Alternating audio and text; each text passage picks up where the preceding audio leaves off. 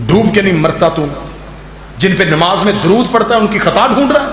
खबरदार आज के बाद नमाज ना पढ़ी तो नमाज में अत्ताहियात में दरूद पढ़ेगा, जब तो दरूद पढ़ेगा तो नमाज तुझ पे लानत करेगी कि जिन पे दरूद पढ़े बगैर अल्लाह मुझे कबूल नहीं करता। तूने दरूद पढ़ा था मोहम्मद पे और मैं मोहम्मद ज़हरा के दरवाजे पे खड़ा होता। तूने ये सोच के तौहीन कर दी थी कि इसका बेटा कोई नहीं। डूब के मर जाओ, तुम्हारे अंदर की भड़ास खत्म नहीं हुई। तुमने 4 घंटे दरबार में खड़ा किए रखा है मोहम्मद के लिए। आज हमें इंसाफ मिलेगा, कहां से इंसाफ मिलेगा? नबी ने कागज कलम मांगा, इन्होंने नहीं दिया। अली ने मिंबर मांगा, इन्होंने नहीं दिया। हसन ने कब्र की जगह मांगी, इन्होंने नहीं दी। हुसैन ने रास्ता मांगा, इन्होंने नहीं दिया। ज़ैनब ने भरे बाजार में खड़े होकर एक बुर्का मांगा। तू बता तो सही, तूने आले मोहम्मद को दिया क्या है? 1400 साल हो गए हमें, बहनें बेटियां लेकर सड़कों पे आ जाते हैं, न किसी की दुकान का ताला तोड़ते हैं, न किसी के घर को आग लगाते हैं। अपनी बहनें बेटियां लेके गलियों में हाय हुसैन कहते थे। मौत के डर में हमने मदरसे करवाई हैं, हमने जनाजे कांधों पे उठवाए हैं।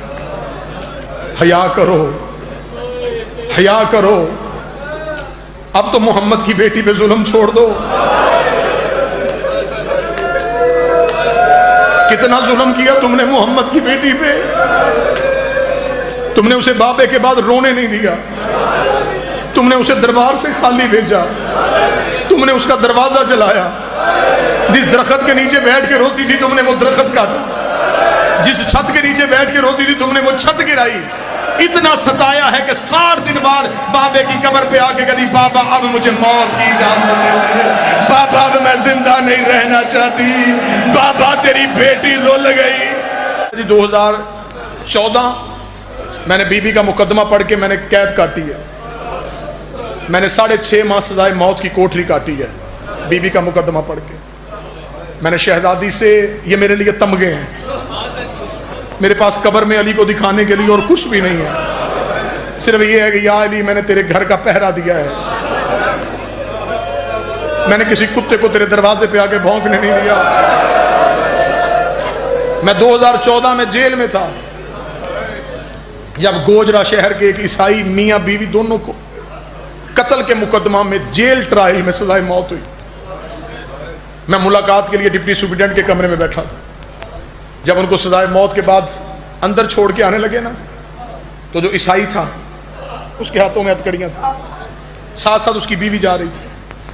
तो मैंने डिप्टी सुप्रीडेंट से पूछा, मैंने कहा ये कौन? उसने कहा ये मियां बीवी हैं, इन्हें आज सजाए मौत हो गई है। मैंने कहा जी सचमुच इन्होंने कत्ल किया था? इन्होंने कहा सचमुच दोनों ने कत्ल किया था। तो मैंने कहा ये बीवी? उसने कहा ये भी अब जेल में जाएगी। मैंने फौरन कहा, मैंने कहा मर्द के हाथों में हथकड़ियां हैं, इसकी बीवी मुजरम नहीं है। उसने कहा बेशक मुजरम है, लेकिन पाकिस्तान के कानून में कहीं नहीं लिखा कि औरत का जुर्म साबित भी हो जाए तो उसे हथकड़ियां पहनाई जाए। मुझे हुसैन की माँ की कसम, मैं पूरी रात कोठरी में रोता रहा। मैंने कहा हुसैन की ज़ैनब तेरे सदके जाओ, आज 1400 साल के बाद मुसलमान गुनाहगार औरत को कड़ियां नहीं पहनाते। और तू 36 शहरों में हाथों में कड़ियां पहन के रो रो के कहती रही हो मैं गाजी की बड़ा अरसा हम चुप रहे, हमने नहीं सुनाई तुम्हें ज़हरा की गुर्बत। ये मातमी मिन्नतें करते रहे। बाकर शमसी साहब ये मिन्नतें की हैं इन लोगों ने, सैयदा की शहादत पूरी पड़े। ये मेरे पास सैयदादा है, इसके सर पे कुरान रख के पूछते, इन्होंने आज तक बतूल की शहादत पूरी पढ़ी? जो किताबों में लिखी है अगर हम वो पढ़ दें तुम दीवारों पे सर मार मार के मर जाओ।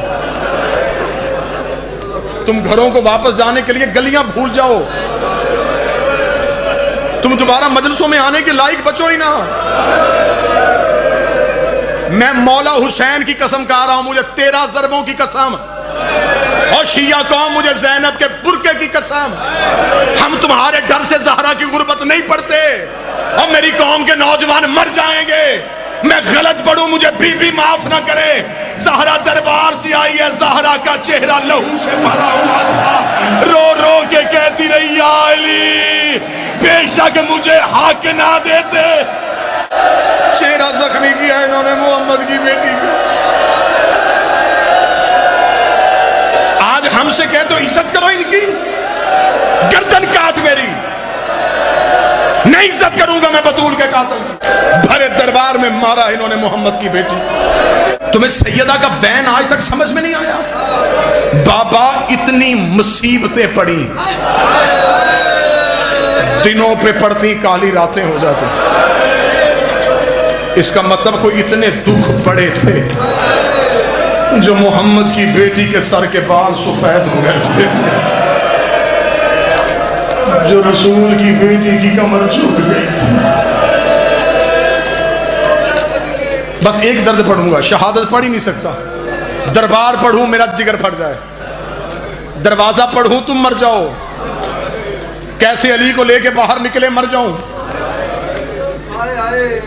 اسی جمادی الاول میں انڈیا حیدرآباد دکن میں ایک دن میں نے صرف سیدہ کی شہادت کے 4 جملے پڑھے، قیامت رہی ہے اس شہر میں پوری رات، نہیں پڑھے گئے زہرا کی غربت کے جملے، بس ایک جملہ پڑھ کے تمہیں سلام کرنے لگا۔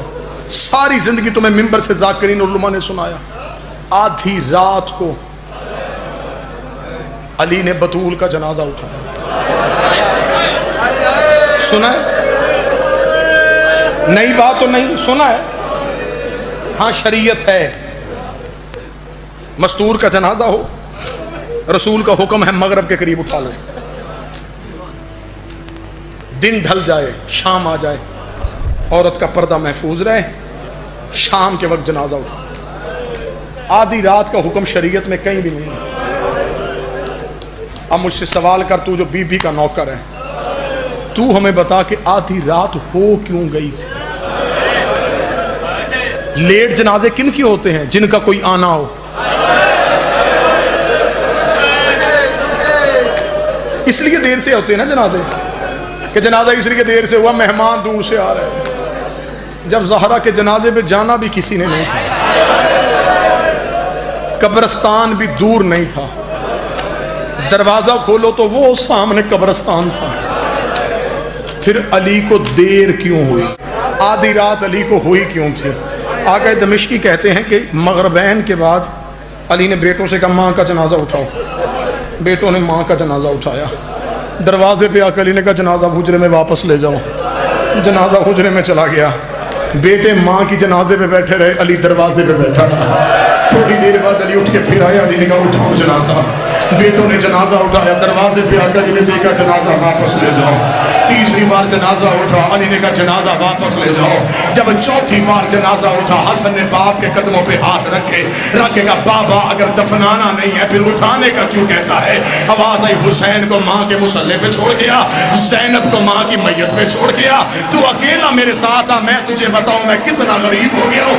حسن بابے کے ساتھ گیا، علی نے گھر کا دروازہ کھولا، دروازے پہ 18 بدماش ناچ ناچ کے کہہ رہے تھے تو نے ہمارے مردوں کو مارا، ہم نے تیری مزدور کو مارا، لا علی زہرا کا جنازہ۔ علی رو کے کہہ رہے تھے اوے میری زینب مر جائے گی، اوے میری بیٹیاں مر جائے۔